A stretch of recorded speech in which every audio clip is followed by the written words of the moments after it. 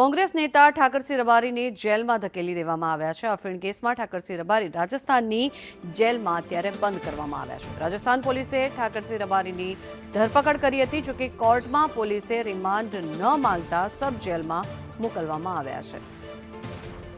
પીડવાડા નજીકથી ઝડપાયેલા અફીણ કેસમાં તેમનું નામ સામે આવ્યું હતું, જોકે કોંગ્રેસ નેતા ઠાકરસિંહ રબારીને જેલને હવાલે હાલ ધકેલવામાં આવ્યા છે।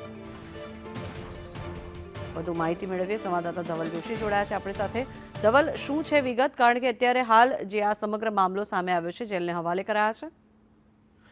જંગલ ચોક્કસથી વાત કરવામાં આવે તો બનાસકાંઠા કોંગ્રેસ નેતા ઠાકરસિંહ રબારીને સ્વરૂપગંજ જેલમાં ધકેલવામાં આવ્યા છે। મહત્વની વાત છે કે અફીણ કેસમાં રાજસ્થાન પોલીસે 2 દિવસ અગાઉ બનાસકાંઠાના થરાદથી ઠાકરસિંહ રબારીની અટકાયત કરી હતી ને તે બાદ તેમને રાજસ્થાનની કોર્ટમાં રજૂ કરાયા હતા, પરંતુ પોલીસે કોર્ટમાં રિમાન્ડની માંગ ન કરતા કોર્ટે આરોપી ઠાકરસિંહ રબારી છે તેમને સ્વરૂપગંજ સબ જેલમાં ધકેલવાનો આદેશ કર્યો છે। મહત્વની વાત છે કે 9 એપ્રિલ ના સમયે પિંડવાડા નજીકથી ઝડપાયેલી અફીણ રસ સાથેની કારમાં 2 શખ્સો ઝડપાયા હતા અને 2 શખ્સોની પૂછપરછમાં અફીણ છે તે ઠાકરસિંહ રબારીને પહોંચાડતા હોવાનું જે સામે આવ્યું હતું ને તેને જ લઈને રાજસ્થાનની પોલીસ છે તે બનાસકાંઠા પહોંચી હતી ને ઠાકરસિંહ રબારીની અટકાયત કરી હતી। જો કે આ સમગ્ર જે મામલો સામે આવ્યો હતો ને તેને જ લઈને ઠાકરસિંહ રબારીને કોર્ટમાં રજૂ કરાયા બાદ હવે જે સ્વરૂપગંજની સબજેલ છે તે સબજેલની અંદર કેદ કરવામાં આવ્યા છે।